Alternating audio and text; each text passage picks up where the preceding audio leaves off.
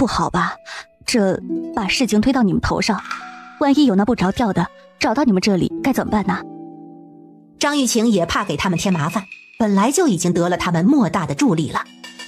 怕什么？找了就找了，他是谁呀？我们凭什么给他们便利，让他们挣钱？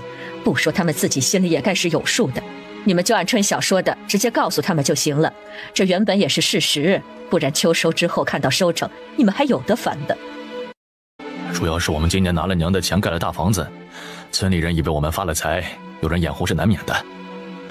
我们别的不怕，就怕给你们找麻烦。别想那么多，眼红的人哪里都有，你们过你们的日子，时间长了，他们发现与你们差距远了，反而不会有这么多的小心思。人性就是这样。下午，周氏带着人去各家借碗盘清洗，严炳发他们则拉了吹拉班子去安排娶亲的路线。东升家父子二人还有方氏他们吃过饭也过来帮忙安排布置了。傅宗明来的时候是傍晚时分，春晓没有料到他这么晚来。傅公子，许久不见，别来无恙啊。这会儿天还没有黑，院子里的人还没有散。抱歉，实在是抱歉，今日有事耽搁了才晚来了。原本是想着明日一早再过来的，但是不知道你们这里的习俗是不是有不同，怕误了吉时，所以想着先把礼送过来，不至于出错。傅公子，你每回来都这样客气，赶紧进屋坐吧，这院子如今人多乱。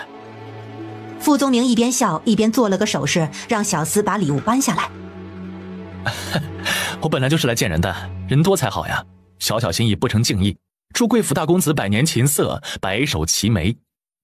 可惜书文如今在书凤那边，不然这么郑重，他还得出来回个礼。春晓觉得这人也是有意思，还挺执着，为了棉花执意要与他做朋友。你现在来，等会儿回镇上，怕是走在路上就天黑了。你这孩子，这来了客哪能让他去镇上住，自然是要在家里住的。今日就让傅公子住你二哥那边。对，住我那边。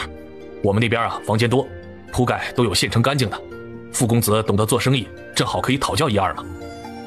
讨教不敢当，咱们相互学习。严姑娘果真是忙，每回来都碰不见人。你可别误会啊，我可不是故意躲着你，我这个人呢闲不住，瞎跑惯了。下回来前，你先带个口信问一问，若是找我，我载你再来。不过说好了，种棉花的方子我是不卖的。众人听了都哈哈笑了起来，傅宗明也笑，能够如此随意的说话，看样子是不排斥他的。东升是第一次知道傅宗明这个人，一看就是个有身份的人，见他对严家人殷勤，心里莫名的对他有些看不顺眼。徐石柱看着他的表情，听说是在宿县一起买地认识的，家里也是种棉花的。是哪里人来着？礼泉县啊，是种棉花的县。上回他们这样说，他都来过好几回了，我看着人挺好的。娘，咱们村里人都说这傅公子啊贼精一个，肯定是看上咱们家春晓了，说是为了方子，但是娶了春晓，这方子不就到手了？说他不是好人呢。人家胡说八道吧，你看他应该有30了，肯定是已经娶妻了。他们胡说，你可别跟着胡说。娘，这有钱的大户人家都是娶几个老婆的。你少胡说，小心让你周婶听到把你打出去。我看啊，村里人就是瞎想，他每回来都有理得很，若是有那个心思，首先得家世清白。你周婶子一家是不糊涂的，春晓更是不糊涂。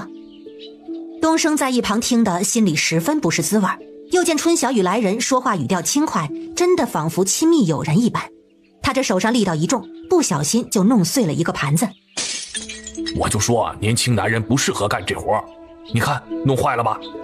东升啊，要不你陪着春晓去陪客吧，你们都是见过世面的，在一起有话聊。方氏一看也附和，这年轻人啊，哪都是力气，这刷盘子哪里做得来。你爹说的对，你帮着陪客去吧，这儿啊用不着你，我们马上也收工了。春晓正与傅宗明说话，见到走过来的东升。怎么了？这表情怎么还委屈上了？不小心弄碎了一个盘子，他们嫌我笨，让我过来帮着你陪客。春晓一听便笑了，你那么厉害，原来也有短板啊。他指了指傅宗明，啊，这位是傅公子，跟我一样，家里是种棉花的，北方也有好几个庄子。接着他又对傅宗明介绍东升，这位是春生车马行的东家徐东升，我刚跟你说过的，以后若是有需要，可以找车马行送货，当是多多照拂。徐兄弟好本事啊，这车马行可不是什么人都能开的，想不到这小小的严家村卧虎藏龙啊！我与你们结识是我有幸，以后还请多多关照。东升原本对这人还有些成见，但是听他说话果然如方士说的那般十分有理，他礼貌地回了礼。车马行再见，日后相互关照。外头站着说了一会儿，春晓还是将人带回了课堂。傅公子，你之前不是在我们县城买了庄子吗？如今如何了？并没有什么不妥的，你是想问哪个方面？春晓对着院子把严大山叫了过来。我大哥跟村子里原本也是要买庄子的，只是中途被人给劫了。我听说县令有个小舅子在四处借官方的事收庄子，你在外头跑动多，我想着你有没有一些这方面的消息可以告知我们的？县令的小舅子收庄子，春晓，这个消息你从哪里听说的？严大山只知道自己的庄子被劫了，至于被谁劫了他并不知道，如今听说还有些意外。东升是第一次听他们讨论庄子的事情，这里面的事情他更是不清楚，所以只在一旁安静地听着。你说的这个确实是如此，我们庄子虽然没有波及，但是附近药庄子被收了。我来了左源县才知道，这左源县的商场是黑得很，就县令下头的私产就占了半边天。听说京城那头有人撑着，才能一直如此，你们切莫与之对碰。说到县令，傅宗明脸色也不很好。我以前没有在这边置产，所以对这边的情况不明。我听说前几年这里所出的作物都得低价卖给官府，名义上是政令，实在是县令私下所为。这县令胆子也太大了，我们都以为是上头的命令呢，那头打仗可不得收粮，那就没人上告吗？怎么没有啊？只是上告的人都下场凄惨，有一阵子声响闹得实在是太大了，这2年便消停了。今年又不知怎么又开始了，我也是前不久才知道这些的。反正我是不打算在左源继续经营庄子了，你们没买也算是好事。若是有想法，我们可以一起去外县找，到时候买在一起也能有个照应。春晓想起了之前庄子第1年种棉花的时候，确实是不让私卖的，后来是军队收购，他们才出的手。看样子这事情并没有结束，还一直如此。完了，今年也不会如此吧？若是不让私卖，他们收的价肯定低。若是不行，我到时候让车马行把你们的东西全部运到外头去卖。你想的太简单了，我记得庄子种棉花第1年就不让私卖，出城都是要检查的，这些东西根本运不出去。我想的是，若是他们价格只是略低，那咱们民不与官斗，卖了便卖了。若是他们价格太低，那咱们的东西就囤起来不卖，没来由辛苦1年，便宜别人。好在外府的棉花可以补贴。好一个狗官！东升气闷，傅宗明也无奈摇头。你们这个县令到哪里都有人骂，偏偏人家这官做得好好的，一做就是几年，只能说朝廷有人好办事，咱们平头百姓能怎么办？只能忍着。几人聊完了糟心的社会形势，又开始聊棉花。我今日来是看你们村子的棉花的，我这心又开始痒得不行，我实在是想不明白你们这到底是怎么种的。你们这1亩地结的花有我们3亩地多，上次除虫那个多亏你们指点了。你可别又说买房子的事情啊，若是如此，我们现在就可以散了。春晓就头疼跟他说种棉花的事情。我只是羡慕而已，看你们种得好赞美一二，谁说要提买房子的事情了？兴许以后我们不种棉花了，我们贩卖，咱们还能合作不是？吃过饭天就黑了，东升要送春晓还有小花回去。不用送了，这村里的路走了多少回了，如今那头也住人了，一点都不偏。哎，对了，东升，你还没有看过我的宅子吧？等后日有空了，你去我那处坐坐，我带你到我那处到处看看，你还得帮着我寻园丁呢。行，后日你带我来看看，我看看你那处还有什么缺的，我在外头碰到合适的就可以给你带回来。那是再好不过啦，那你回去吧，我们走啦。最后叮嘱一下，那件事情谁也不要讲，拜托你了。放心吧，我不说。他自然不会说，这关系到他清誉的事情。该忘的你也忘了。二人道别，各自回家。小花有些忍不住：小姐，东升大哥不好吗？好啊，你怎么这么说啊？那你怎么不喜欢他？你又胡思乱想什么？我什么时候不喜欢他？小花叹了口气，她们小姐这方面兴许有些迟钝，这个喜欢怕不是人家想的那个样子。你到底想说什么呀？没什么，就是吧，我觉得你没有成婚，他也没有成婚，你们两个若是在一起，我觉得挺好的。这附近都住着人呢，你想害死你小姐我呀？想到东升，他心里其实也有点复杂。东升对他的表现，他多少是能看出一点的，他自己也很有好感，毕竟救了他2回，人长得也俊了。但是他是一个合离的妇人，如今一个人过得挺好，实在是不想再添烦恼。以后这种话可不要再说了，不然我可真生气了。小花哦了一声，心里叹气。姑姑，天都黑了你们才回来？没办法，要做事啊。你们吃饭了没有？吃了，在姐夫家吃的。今日我们还一起商量着要如何闹新娘子呢。是不是你们淑凤姐姐起的头？她就不是个安生的。淑凤的肚子如今已经显了怀，田氏不让她掺和闹亲的事，怕到时候推推挤挤出了乱子。没想到她还在后头做起了幕后军师。看，这把好好的孩子都带偏了。你们准备如何办啊？嫂子那边把吴忠跟阿龙、二牛他们都请去帮忙挡门了，他们明日肯定要出题考我。我在前方吸引他们的注意力，朵儿姐跟盼儿还有雪姐姐他们想办法把新娘子抢出来，到时候我们要让哥当着我们的面喝交杯酒。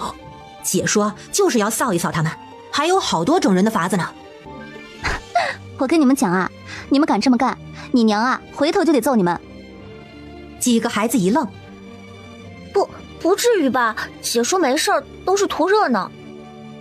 她自然没事，她有孩子护着，你们呀还是悠着点儿。这娶个媳妇儿容易吗？还得过5关斩6将的。还有，你们小心啊，明日使出的手段，日后用在你们自己身上。好了，姑姑不跟你们说了，明日都要起早，你们洗了没有？没洗，赶紧去洗，我也要早些洗了睡去的。8月初8，一个十分吉利的日子，天空作美，万里无云。今日席面全都在这边办，要分3席，灶房这会儿便已经忙开了花。傅宗明来了，便坐到他旁边。乡下办酒席原来是这样的，好热闹，怎么你不用去帮忙的？他们都是自己招待自己的亲戚，我的亲戚都在这里，我也招呼不上，厨房也不需要我。怎么，你们那里办酒席不是这样的吗？这么多人自己办的话太费事了，都是直接请到酒楼的。好吧，他与富二代也没什么共同话题，家里再豪横，暂时也没有说要带着所有人上酒楼的说法，都习惯在自家办，图的就是一个热闹。等会中午我就走了，提前与你说一声，这回过来呢主要就是贺喜。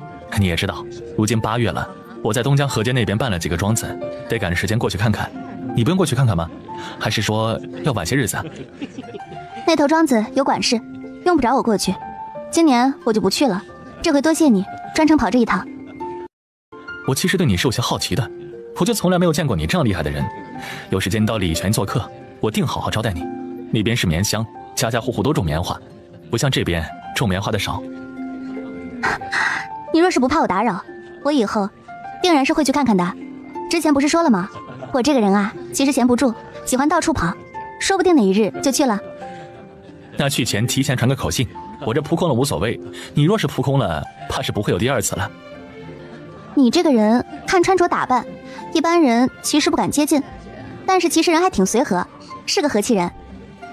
怕是外形的高调也不是他刻意营造出来的，人家从小锦衣玉食，一贯如此，外人觉得而已。两人就这样说说笑笑，聊着聊着，便像是认识许久的老朋友一般。东升来的时候看到的就是他们这样随意无间的样子。村子里的人看到他，拉着他到一旁说话，他有些心不在焉，时不时的就要看上这边一眼。舒文一大早就着了一身喜服，在院子里迎客，找着空隙也坐了过来。不过你躲在这里好清闲呢。说完朝着一旁的傅宗明做了个礼。多谢傅公子您来，昨日我娘都跟我说了，您是专程为我贺喜来的，我谢谢您。你姑姑叫我傅公子，你该叫我一声叔，叫我傅叔就行了。我以后兴许是你们家的常客，所以不用那么客气了。您来我们随时欢迎，那我就不客气了，我就叫您傅叔。他看向春晓，前2日改口叫东升哥叫叔，我这心里怪怪的，如今又多了一个叔，这叔是越来越多了。一转眼你们都长大了，今日心情如何啊？紧张不紧张？给你透露一个小道消息，昨日小吉他们在商量今日要如何整治你们呢。舒文哈哈笑了起来。我不用你们的小道消息，他们就是当着我的面商量的，一群小鬼还想使坏，他们可别想有这一日，到时候我通通还回去。春晓在一旁捂着嘴笑。我就知道，行了，我这里不用你招呼，你赶紧去招呼别人吧，咱们家院子里人太多了，等会儿我也躲书凤那里去。姑姑，您不随我一起去接亲呢？我随你去提什么亲啊，我自然是不能去的。放心好了，去的人多了你也不要紧张，过了今日你也是大人了，拿出你的男子汉气概。不错，好一个俊俏的郎君。舒文都被他夸得有点不好意思了，有客人来他又去招呼客人。你们一家的人关系可真好。你们家里人关系难道不好？也好，但是我也说不上来，总之就感觉有些不同，不似你们这样说话亲密随意，我觉得你们这种才是最好的。春晓想起来自己还从来没有问过他的情况，今日这种日子问的话应该不会算是很突兀吧。你有子女没有啊？我有2个儿子1个女儿，大的如今12岁，小儿子如今也3岁，女儿也9岁了。傅宗明笑了笑。我听到一些不好的传言，都说我想打房子的主意顺带打你的主意，你就一点都不介意吗？如今才问这些。春晓被他问得语塞，这话就这样扯开来说，难道不尴尬吗？转头想了想，似乎这样才能不尴尬。他看着傅宗明，笑得坦荡。不管你如何打算，我不应你不就成了？我也不是傻的，不过你如今这样与我说，我便肯定你不会这样作为。你这个人其实情商挺高，挺好。什么是情商？情商就是说你这个人说话做事很有分寸。之前听你说你们一大家子人都是种棉花的，你们家人很多吗？一个家族大几10口人呢。他跟春晓讲起了自己家里的事情。不远处的东升此刻简直是坐如针毡，同桌的村里人还在一旁开2人的玩笑，说2人坐在一起配得很之类的，说2人聊得也开心，大约见识多便能说到一处。好在没一会儿春晓便被周氏叫走了，他提着的心才稍稍落下一些。婚宴办得十足的热闹，那头闹了好久才回来。傅宗明因为有事被安排到了第1席，吃过之后与主家贺喜道别之后，便带着小厮走了。喜宴从午时开宴，一直到申时才吃完。家里热闹又拥挤，春晓见人多便没有跟着一起凑热闹。喜宴结束，看了一眼新娘子，就跟田氏他们说先回去了。回去的时候他又碰到了东升。正好这会儿有空，你要不要跟我去我那处看看宅子？我银票还没有给你呢，正好一并拿给你。你是准备什么时候走啊？家里的麦子已经收了，年画还要些日子，我等不到那个时候，让我爹到时候请人，我准备明日就走的。知道你赶着走，没想到这么快。那你明日走是先回县城吗？东升点了点头。那正好，明日一大早我让小花送妍希他们回县城，你跟着一起吧，也省得坐牛车去了还慢。走吧，去我那处看看去。你这处都可以住10来户人呢。好不容易见一回，总要见大一些，周全一些。如今也不用我打扫，家里有专门的人打扫。他领着东升跨进前院大门，一个地方一个地方的给他介绍起来。前院看完，又领他去了侧院，最后逛到了池塘花园。与你当初的图纸做的一般，定是费了不少银子的。银子都是其次的，主要是这基本的都建起来了，就是缺了打理花圃荷塘的人。所以你出去了，务必帮我物色好这方面的人，不然我这处建了不用起来，不仅不美，还添反效果，我这钱啊就白花了。春晓又带着他去看各处客房，最后又去了后院。整个宅子转下来就花了大半个时辰的时间。感觉如何啊？你做的屋子自然是好的，我一路看下来还以为我到了参军府，你这与大户人家的院子也没什么差别了。最主要的是你住着欢喜。果然还是赶不上的。我大嫂还问我要不要在县城买宅子，其实县城有什么好的，还是在乡里好，每日好吃好睡，无聊的时候还能爬爬山打打鱼，不要太惬意哦。他觉得田园生活更适合他。哎，你等着，我把银票拿给你。说着便又跑回了房。东升看着他的背影，又看了看这宅子，努力压下心中涌上来的自卑。他爹说的对，他选择的是一条艰难的路，但是不管如何，既然选择了，他都不后悔，最坏也不过是个孤独终老而已。春晓将4张银票递到他手中。在外头可不要婆妈，该出手的时候就出手。说了，过了这个村就没有这个店了，一定要找好时机，把握好机会。东升拿着银票，这些话听到他耳朵里，仿佛赋予了另外的意义。他忍了忍自己的心绪，告诉自己还不是时候。你放心，我肯定会好好努力的。他茶喝完了便要走，毕竟两人都是单身男女，独处久了，让人见了难免要说闲话。明日我就不送你们了，你自己在外头要多小心，我还盼着车马行给我挣银子呢。第2日是新媳妇给长辈敬茶的日子，长辈们每人一个红封。到了春晓的时候，舒文笑了。淑凤说得了姑姑的红封就发财了，我可得好好见识一下。春晓喝了他们的茶，把红封递到他们手上。你这样说啊，我若是封少了，岂不是要怪我偏心？好在我一向公正，咱们家每个孩子我都是一视同仁。他笑着将海棠扶起来。哎，真好，咱们家舒文啊，总算是有人要了。他若是对你不好，你只管告状就是了。海棠红了脸。他待我很好。屋里人都笑了。姑姑，你还想挑拨离间？人家如今啊，可是兴奇的很呢。你还说我挑拨离间？昨日的鬼点子、馊点子，不都是你出的？你给我娶亲，你有没有表示一下？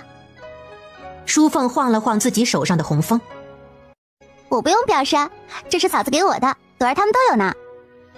说完便对着春晓吐了吐舌头。你都做娘的人了，还跟没长大一样。田氏让他们都坐下，他拉起海棠的手。以后啊，咱们就是一家人了。你也看到了，咱家没什么规矩，只要你们夫妻2人过得好，日子啊就怎么舒坦怎么来。舒文打算呢跟着你妹夫一起做生意，你们这才新婚，到时候你跟着一起去吧，我不需要你在跟前伺候着。昨日舒文才跟他讲了要去做生意的事情，他便想着以后聚少离多，没想到今日婆婆就给他吃了定心丸，让他反而觉得不好意思。娘，这怎么行？您跟前要有人照顾啊。田氏呵呵笑了。你奶奶这把年纪都没有说让我照顾，我要你照顾什么？到时候啊，你们在外头把自己照顾好就行。若是能像淑凤这样尽早有好消息，我是再高兴不过。海棠又羞红了脸。二哥，怀天，你们什么时候走啊？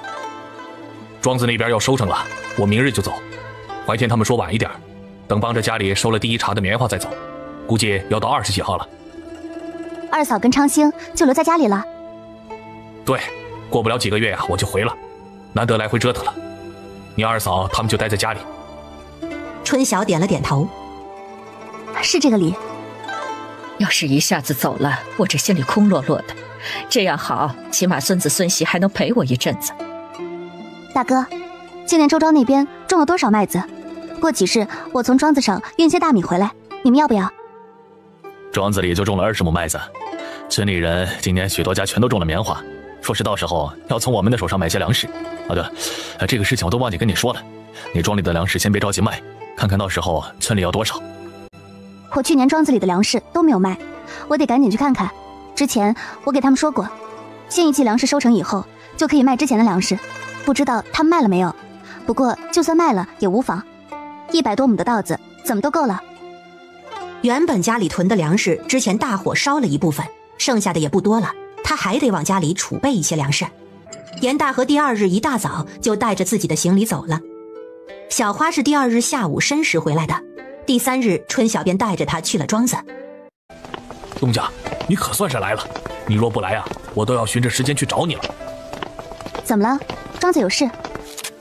春晓跟着他到了库房，咱们刚刚收了粮食，原本这新粮收了是要卖旧粮的，可是前日我去镇上问，才听说呀，如今卖粮只能卖官府，这衙门的收购价比以往都低，我这拿不定主意，到底是卖还是不卖，正想着找你拿章程呢。该来的果然还是来了。如今春晓知道其中原委，表现得十分的镇定。那就不卖，库房能不能放得下啊？都不卖，这放倒是勉强能放得下，只是这粮食放久了也会坏啊。这样，今年收的全是稻子，先别脱壳，都好好存起来，把去年的稻子跟麦子脱壳，到时候我拉走。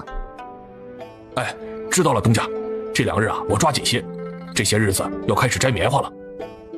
说到棉花，王诗文脸上就笑开了花。今年咱庄子的棉花种的跟那年的一样好，收成不会少的。棉花收成好，今年怕也是要自己囤着，卖不了了。棉花收成好，今年怕也是要自己囤着，卖不了了。这是为何呀？王诗文就想着这些棉花能给东家挣钱，谁知道当头就被泼了一盆冷水。你忘了那一年吗？今年又开始了，这棉花呀，只能卖给狗官中饱私囊，与其如此，不如不卖。东家，你是得到了不好的消息？目前还不确定，怕是要去县城打听打听才能确定。等我给你消息了再说。上午巡了棉花地，棉花许多都已经膨发了，没多少日子便能采摘了。看完了庄子，他们去了镇上。马车很快就来到了乡府门口，春晓直接进了乡府衙门。衙门的官差看到他也是好奇。严东家，怎么有空到衙门坐坐？你是要找庭长吗？我从庄子过来，顺便来问问粮食价格。我听庄子里的管事说，今年的收成若是要卖，只能卖到衙门。我怕他消息有误，所以过来问问。这事儿啊是真的，早几年也这样过，上头下了规定，我们发过通告了。哎，你不知道吗？粮食我们不卖，留着自己吃。只是我那庄子还种了一些棉花，不知道这棉花收购价是多少。棉花收是45文。春晓心里一个咯噔，45文，这也太低了。我要看这上头是太黑了些，棉花收45文，那以后谁还敢种棉花呢？林东家，我这私底下跟你说个话，你们呐，若是不着急用钱，这棉花最好就自己留着，自己用了都比卖了划算。边上的官差也议论起来。春晓得了确切的消息，心中五味杂陈。他谢过乡府的官差，带着小花回了严家村。一回到家，他就找了严炳发跟严大山，将打听到的消息告诉了他们。45文，这也太黑心了。今年的棉价就算跌了，90、100来文还是能卖到的。他们这样对半砍，到时候转手一卖，我们辛辛苦苦一年，结果赚的银子全都到他们的口袋了。你这消息啊，有没有假？不会是咱乡府自己搞的鬼吧？如今咱村里跟着种了这么多的棉花，到时候我们都是要50文收的。若是这样，那岂不是收得多，亏得多？哎呀，这怎么成啊？爹，要不明日我去县城打听打听吧，看看消息是不是属实。你别去了，大山呐，你去到处问问，看到底是个什么情形啊？严大山去了一日，第2日下午就回来了，确认消息属实，还带了一份通告回来给他们看。如今带货出城都要盘查，昨日在城门口还抓到一个私贩药材的，已经被下了狱了。那可如何是好啊？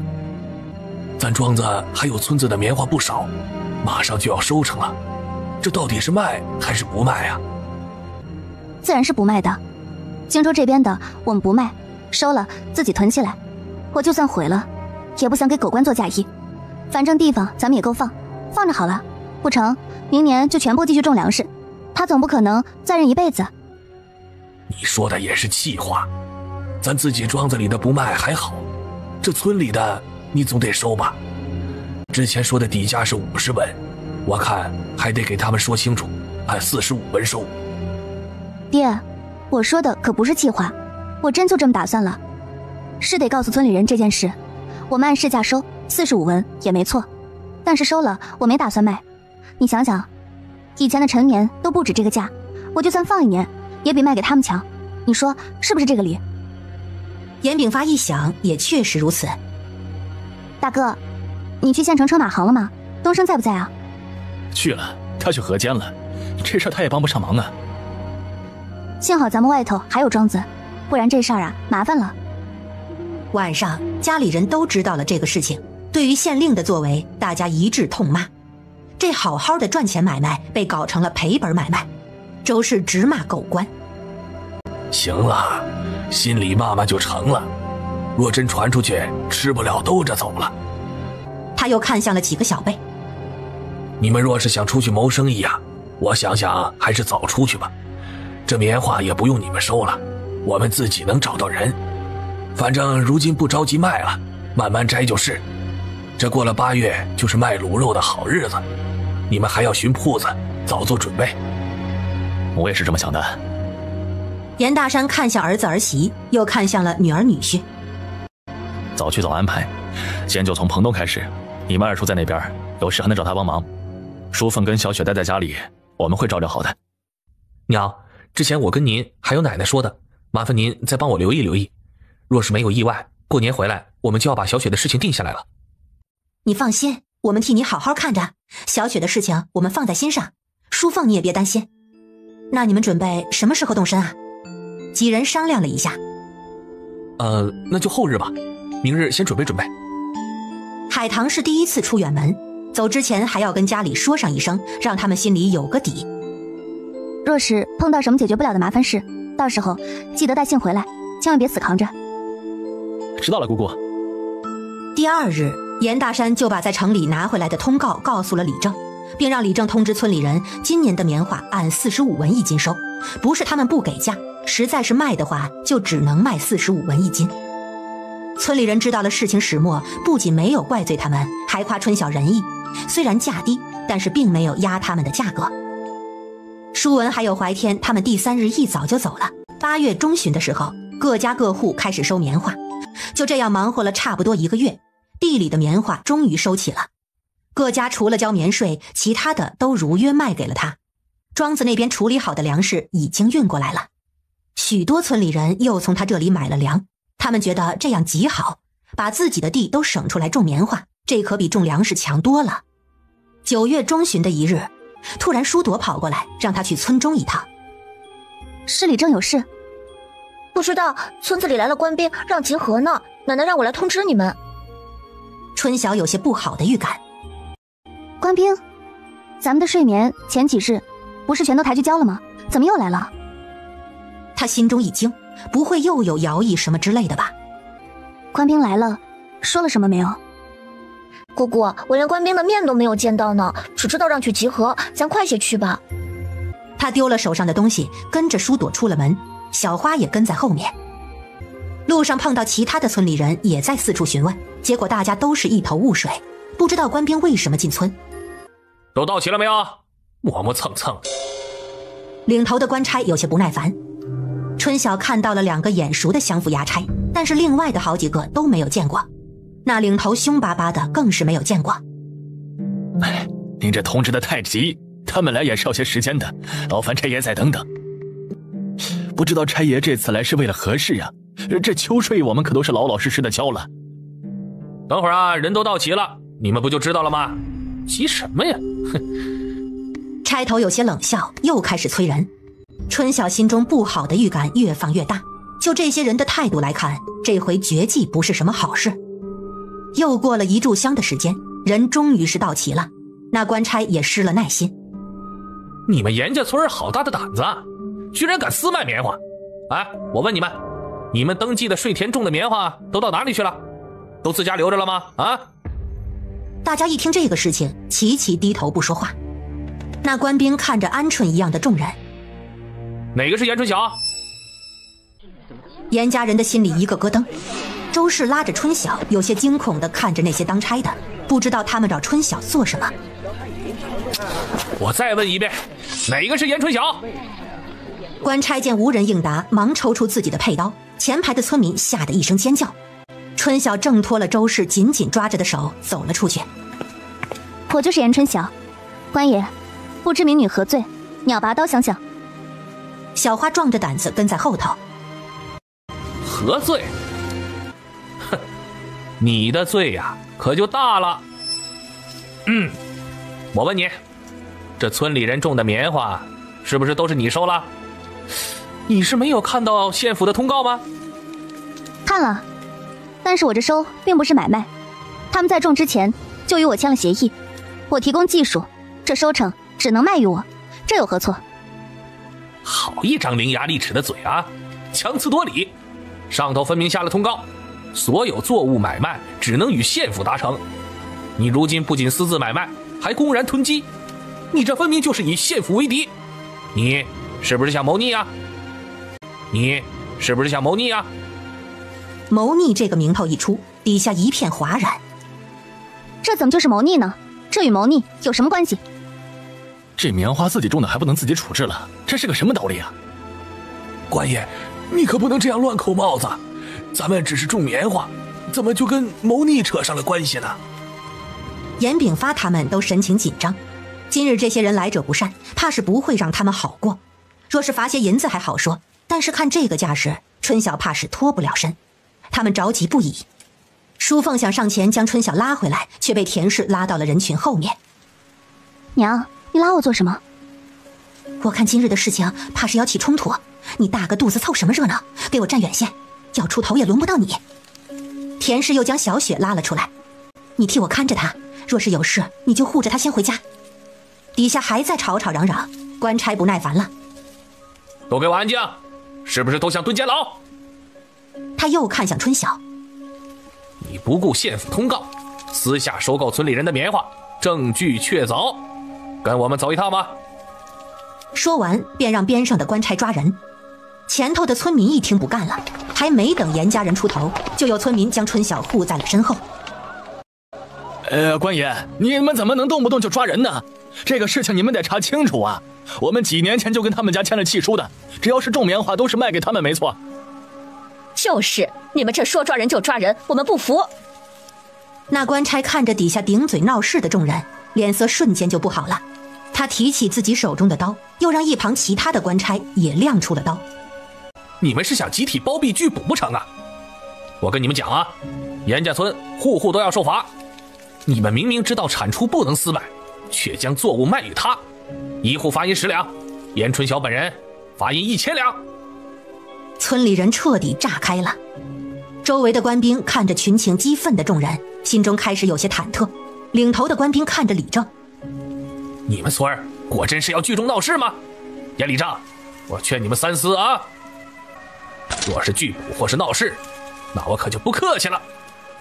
李正此刻也是着急不已，他想劝，看着底下激动的众人，不知如何劝。严家人都冲到前头护在春晓身边。春晓知道这些人是有备而来，继续下去村里人势必要出事。都说民不与官斗，这个时候更不能冲动。小花见他要出去，一把拉住了他，眼泪都急出来了。小姐不能去。春晓附在小花耳边小声交代了几句，随即不顾家里人的阻拦走了出去。淑凤气得额头青筋暴起，她到处找石头，恨不得把官兵砸死，却被杨雪死死地拉住了。淑凤，咱不能冲动，咱们事后还要想办法救姑姑，若是都被抓了，谁来想办法？村里人见他们拿了人要走，全部都拦在马车前头。严炳发跟大山也拦在马车前面。那官兵也是恼到了极点，拿着刀就要砍人。春晓心里一惊，还好被相府的官兵抱住了手。宋头，使不得！您这刀下去，咱们今日都做不成了。如今人也拿了，你何必跟他们一般计较啊？那领头什么时候被人这样抹过面子？你们给我松开！你们是不是也要包庇这些乡里人呢？这件事是我要收他们的，与他们有什么关系？宽爷，我跟你走就是了。这罚怎么也轮不上他们，能否通融一二？你算个什么东西？自己都是罪身，还想与他们求情？来人，赶紧绑上！上来的2个是乡府的兵。严东家得罪了。他们小声赔罪，然后假意用力绑了他的手。周氏还有严大山他们一看，忙扑了上来。春晓，你们怎么能胡乱抓人呢？却被边上的官兵用力的一把推开。再敢上前，将你们一起抓捕了！周氏被推得跌坐在地上，田氏跟张氏忙上前搀扶，舒朵跟盼儿吓得抱在一起哭，一边哭一边喊姑姑。爹，你们让开，我去说清楚了就回来了。春晓怕真的出事，忙开口劝。我身正不怕影子斜，总不能因为这个事情就让我蹲大狱吧？你们不要冲动，等我的消息就是了。他对着严大山打眼色，让他不要冲动。乡亲们，你们都别冲动，赶紧让开，如今这可是在办公啊。那2个官差好心提醒。严炳发看着春晓，无奈让开了路。你们都给我走着瞧，明日给我乖乖的把罚银交了，不然就收你们的田地。呸！一群刁民，走。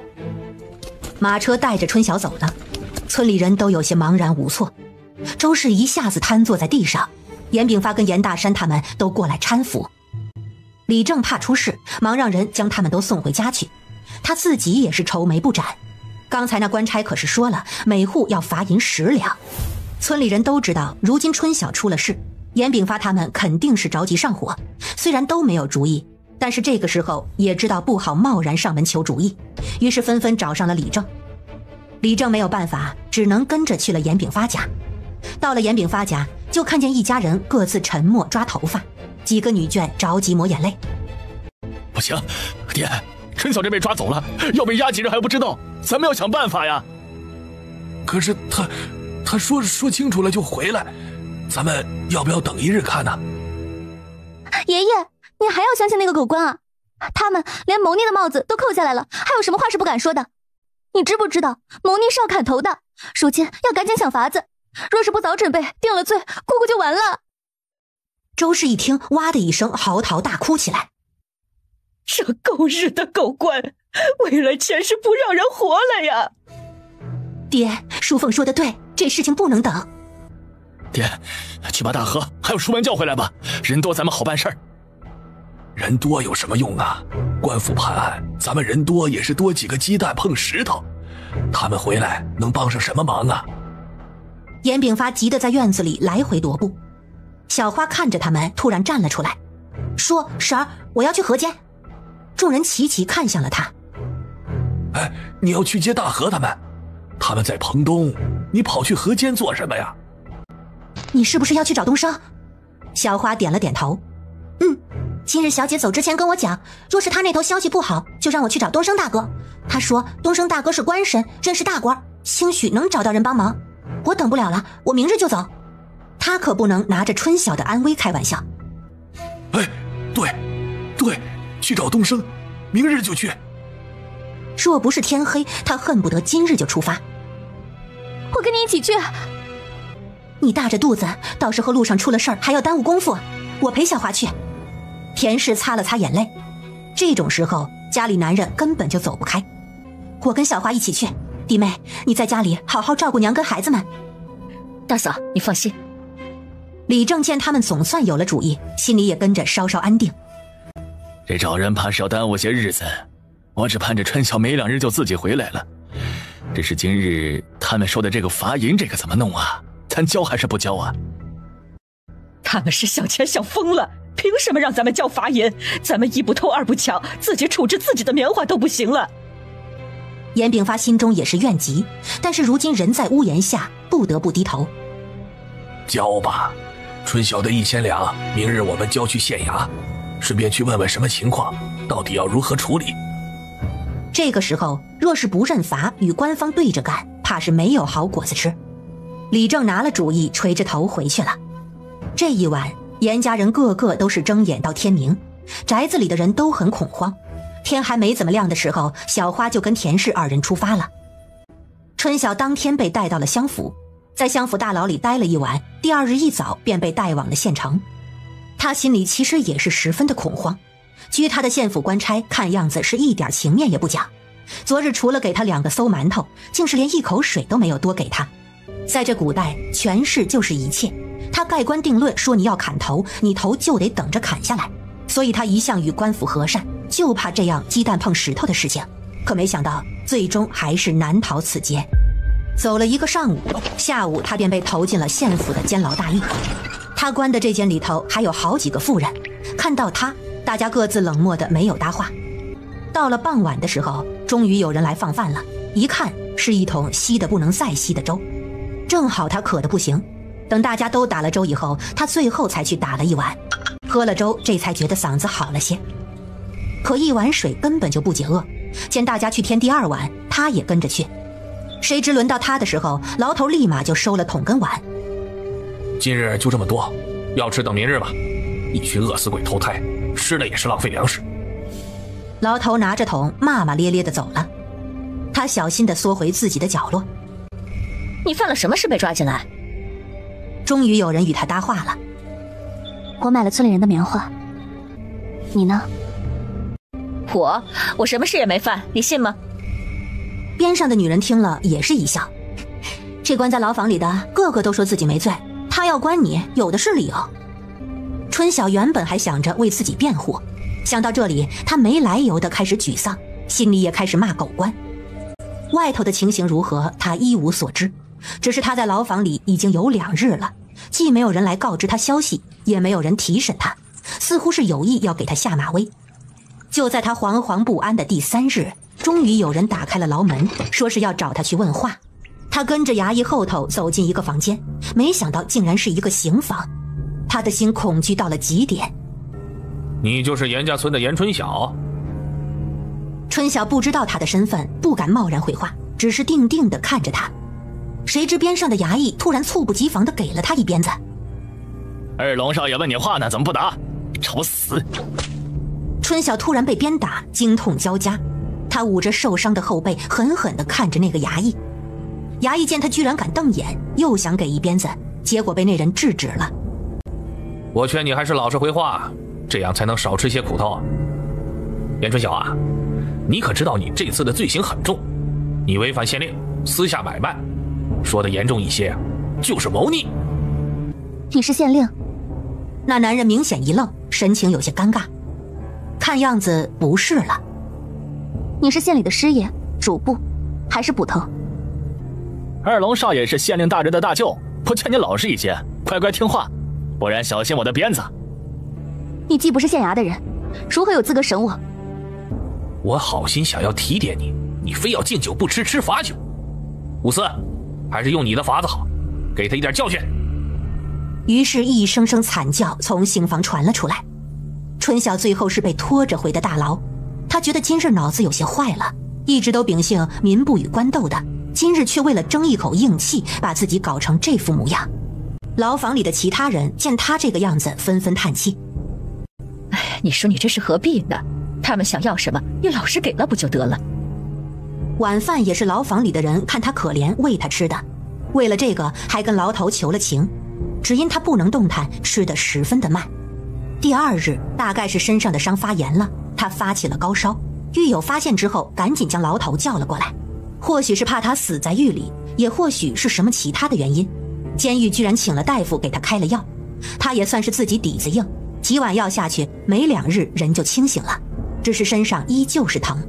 就在他刚好了些的第3日，也就是在县衙关押的第7日，他又被提审了。你说你这是何必呢？我本来是个怜香惜玉的人，弄成这个样子，大家都不好看。不管我是不是县府的人，我能坐在这里问你的话，那便说明我有资格。你质疑我，你觉得你能落得了好吗？春晓只是抿着唇，低着头不说话，他怕自己看到对方嚣张的样子，又要冲动了。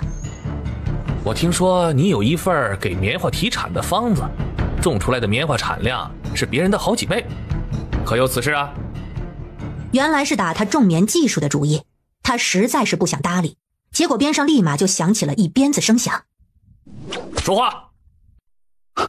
说笑了，我哪里有那么大的本事，都是些谣传。我劝你还是老实些，莫要糊弄人。三叶镇方家村有一户人家靠着你们的法子种的收成，我这里有清清楚楚的记载。这事儿如果不是真的，整个严家村怎么会全部都种棉花呢？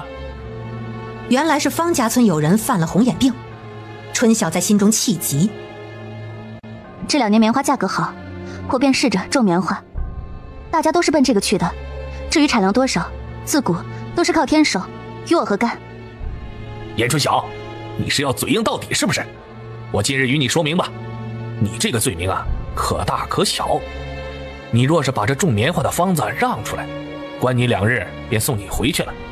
哼，若是你冥顽不灵，就是送你上断头台也是轻而易举的事情。而且你严家村那么多人种棉花，我也可以找他们问。我找你，只是想给你这个机会而已，你莫要不识抬举啊！春晓也纳闷这一点，他确实是可以直接逼问村里人。他虽然没有将过程写下来，但是紧要的步骤他们基本上都是知晓的。别说是一纸契书，生死面前契书算什么？就是不知道这中间有什么问题，让他非要他本人亲自说。我今日能说的都如是说了，你信也好，不信也好，我没有什么方子。陈二龙见他死活不肯说，上前就给了他一巴掌。给你脸不要脸，看样子不用刑，你是不知道厉害。这回他被上了家具，回去的时候10个手指鲜血淋漓，钻心的疼。牢房里的人见他又受了刑，对他都是十分的同情，又有几分佩服。前次的伤药还有一些，他们帮他涂在手上。看你长得白白嫩嫩娇滴滴的，没想到还有几分骨气。他们到底想从你这里得到什么，你给他们便是了，何必去受这个苦？日子长了，你便知道，你硬撑的这些都是白费功夫。欲加之罪，何患无辞？我没有他们想要的东西，如何给他？此刻他是谁也不相信，他小心地活动了手指，怕自己手指骨折变成残废。好在手疼是疼，连在一起还能动。又过了2日，他再次被传唤，这次若是再被夹手，他的手怕是就不能要了。他对东升还抱有一丝希望，不想自己就这样落了残疾，如今就只能拖延时间。怎么样，严春晓？我这个人呢，有个十分大的优点，就是做事很有耐心。你若是想跟我耗，怕是最后就落得个惨绝人寰的下场。我说啊，哎，你说你傻不傻？为了个方子丢了性命，划算吗？春晓抿着唇，死死地看着他。如今看到他，他就恨得牙痒痒。不就是县令的小舅子吗？居然猖狂到这种程度。他对古代的官场因为这样的人而留下了不可磨灭的印象。手怎么成了这个样子呀？哼，我就不明白了，这方子竟然是比命还重要。春晓压根就不信他，若是将方子说了，他能活着才有鬼。人家不灭了他的口，难道还会留着他让他告发吗？那人还在喋喋不休。你家里人日日在衙门口，哭着说想要进来探望。你若是说了，我便发善心，让他们进来看看你，如何？这人就是个无耻小人，若能让人探望，早就让人进来了。见他还是不肯说话，陈二龙的脸上露出了些狠厉之色。你要是不说，我就把你家里人都弄进来陪你，抓他们可是轻而易举的事情。春晓就觉得脑子嗡嗡的响，这样下去他撑不了多久。你果真得了方子就放了我？那是自然了。哎，你只要说了，我便找个由头放了你。你看你这一身伤的，还是早早回去救治好啊。说完便让人去取了笔墨。春晓给他说了一大通，他在一旁急急忙忙地记了下来。记下来以后又招来旁边的人，结果旁边的人从衣服里又拿出2张纸，跟他说的这张左右对比。少爷，这3份都对不上啊！陈二龙暴怒：妈的，你敢耍老子！说着便将他一脚踹翻在地。春晓原本还在诧异他的2份是从哪来的，不成想就被踹了。他摸着发疼的肚子，缓缓地在地上坐正，如今就只能拖延时间。陈少爷，这法子是我创的，只有我知道。你那另外的是从哪里来的？那2份才是假的。陈二龙眼露狐疑地看着他。你写的这份果然是真的？春晓点头，不信你就自己验证去，至少他还有1年的时间。他总算知道对方为什么一定要他交代的原因了，原来是他得到了2份不一样的，不知道其中真伪，要他来辨真伪。陈二龙将方子装进了衣兜。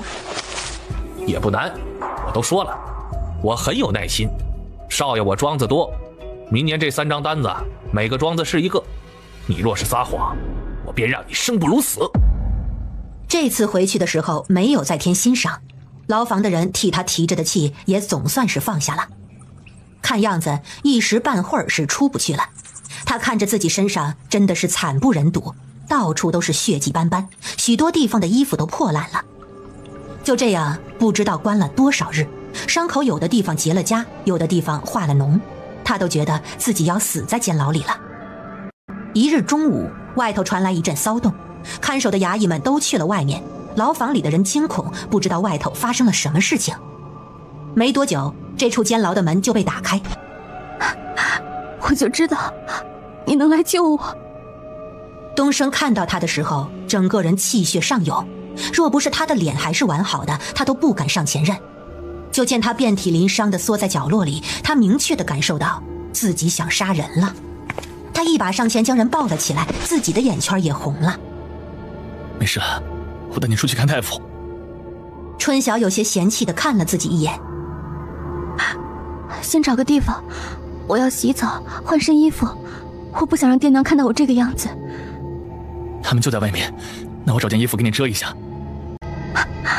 算了，这种地方上哪里去找衣服？或许是这个怀抱太让人安心，又或许是一直以来提心吊胆将他的精神耗到了极致，他就这么毫无征兆地晕了过去。等他再次醒来的时候，他发现他人在浴桶里面，他是被痛醒的。小姐，你是不是很疼？你刚刚就一直哼哼，你身上这么多伤，大夫说要洗干净了上了药才好得快。春晓，我的儿，你这是遭了多少罪呀？春晓知道自己的伤，他努力挤出一个笑。我不是疼醒的，我是被你们哭醒的，好吵。小妹，你先别说话，我们先给你小心的清理干净，等会儿去床上上药，你就不疼了。在水里泡了一会儿，原本有伤的地方又开始出血。田氏洗到中途就跑了出去，在外头缓了口气才进来。他们清洗得十分仔细小心，但就这样，春晓还是疼得滋滋冒汗，只是这汗落到水中无从知晓。小姐，你受苦了。你还哭？你看你眼睛都哭得肿得看不见了，我要不是认得你的衣服，我都不知道你是小花了。这里是哪里啊？我们如今在客栈，你身上伤重，要给你看好了再回去，城里大夫多，方便你看伤。小妹，你先别说话了，你忍着些，若是累了就睡，我们都在边上。春晓确实是累，洗澡疼醒了，这会儿知道自己实实在在脱离了危险，心里终于是彻底安定了。他有许多事情想问，还是等他养好了精神再操心别的事情吧。配合着洗完了澡，他趴在床上，没多会儿，房外人全部涌了进来，看到他醒着还冲他们笑，他们才放下了心。我说你们都进来干什么？都出去，大夫要上药了，赶紧出去。男人们都出去了，女眷们都留了下来。姑姑，姑姑，两人也是眼泪汪汪的。姑姑没事，姑姑就是有些累了，等姑姑休息好了再与你们说话。大夫给他上药，他就这样趴在床上不知不觉地睡着了。他上了药睡了，大夫也不确定有没有内伤，晚上要10几日才能痊愈。他上了药睡了，大夫也不确定有没有内伤，晚上要10几日才能痊愈。你们这几日都累了，赶紧回去休息吧。小花在里头，人醒了他会叫我们的。唉，一群人叹着气走了。春晓做了一个很长的梦，梦里他看到自己的爸爸妈妈带着一个小姑娘在游乐场玩，周围的人却看不到他。他从人群走过，没有一个人回头。在二人去给小姑娘买冰激凌的时候，小姑娘走到他身边。姐姐，我见过你。你见过我？在哪里见过啊？这个小姑娘是唯一能看见他的人。在妈妈柜子里的盒子里，你跟妈妈他们有一起的照片，妈妈时常看着照片哭，我偷偷看见了。你是不是我姐姐？春晓看到远处走来的人，有些慌张，那小姑娘见他要躲，连忙拉住了他的手。念念，你做什么呢？妈妈，姐姐回来看我们啦，她在这里。女人看着一旁空荡荡的地，扑在男人怀里哭了起来。春晓看到更是泣不成声，她走过去拥抱了自己的父母，后又走到小女孩跟前。你叫念念，你要帮我好好照顾爸爸妈妈，不要让他们难过。姐姐如今在另外一个世界活得很好，你要替我保守秘密。小女孩有些不解地看着她，又看向父母，最终点了点头。小姐，小姐，你怎么了，小姐？我没怎么，你太吵了。你是不是疼？我去给你叫大夫。我不疼，你好端端的又哭什么？是小姐你一直哭我才哭的，你饿不饿？我去给你拿粥。你给我倒碗水吧，我喉咙快冒烟了。小花着急忙慌地给她倒水，一碗水下肚，她总算是舒服了些，又嗅了嗅身上，真怕在牢房待久了身上有洗不去的霉臭味儿。好在除了药味，其他的闻不到什么。小姐，你等等我，我去给你弄吃的来。你先等等，我问你2句话，你再走。我睡了多久了？您睡了1夜，如今是上午了。东升呢？东升大哥应该是去办差去了，